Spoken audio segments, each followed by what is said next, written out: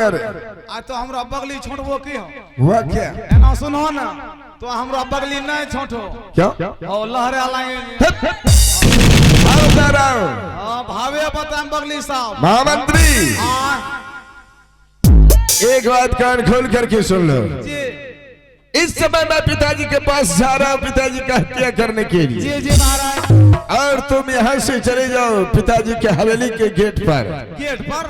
Gate पर तुम बैठ करके पहरेदारी करना है। जी अगर कोई भी व्यक्ति गेट के अंदर प्रवेश करने लगेगा तो फौरन तो मेरे मोबाइल पर मिस कॉल मार देना, मैं वहां से भाग जाऊंगा।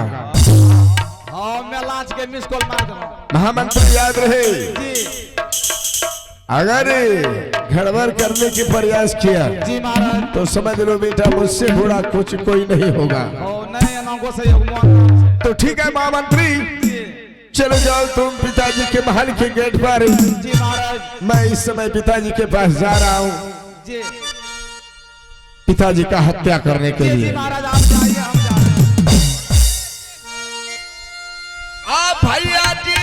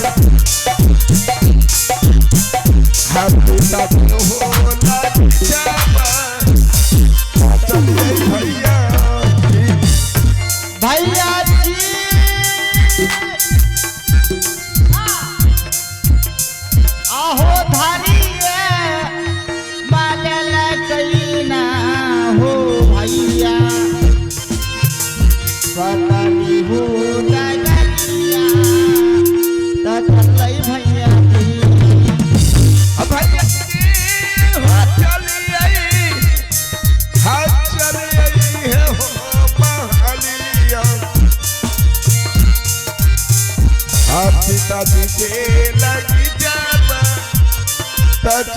भैया भैया जी आहो थारी बदल कई ना हो भैया बदल हो करिया चल भैया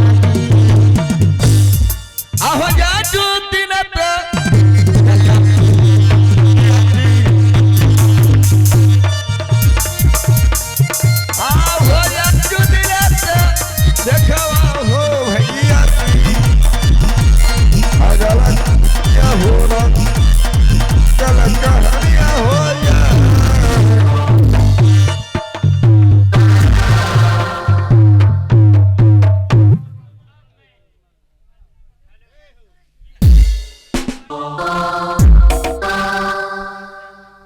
हेलो, अब मैं भोजन करके आ गया हूँ। कुछ देर में अपने उच्च सिंहासन पर विश्राम करूंगा और रात्रि अधिक होने चली है, विश्राम का वक्त है। मैं अपने उच्च सिंहासन पर विश्राम कर रहा हूँ। आहो करबैया आराम हो बाबूजी,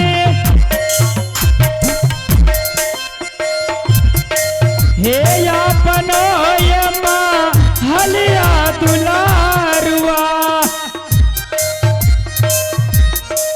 हे आज करा तोरे पिताजी या आराम आना है मेर।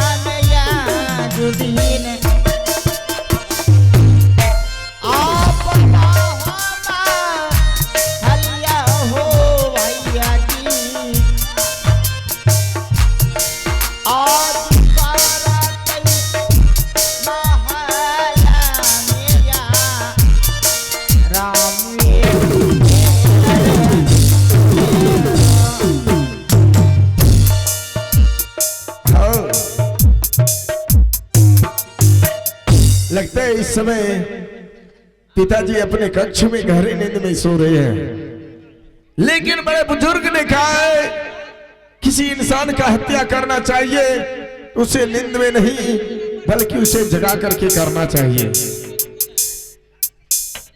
इस समय सबसे पहले मैं पिताजी को जगाने के लिए जा रहा हूं और जग जाने के बाद ही ये मैं हिमाचलपुर शहर दोनों भाई के नाम से करने का बर्ताव करेंगे।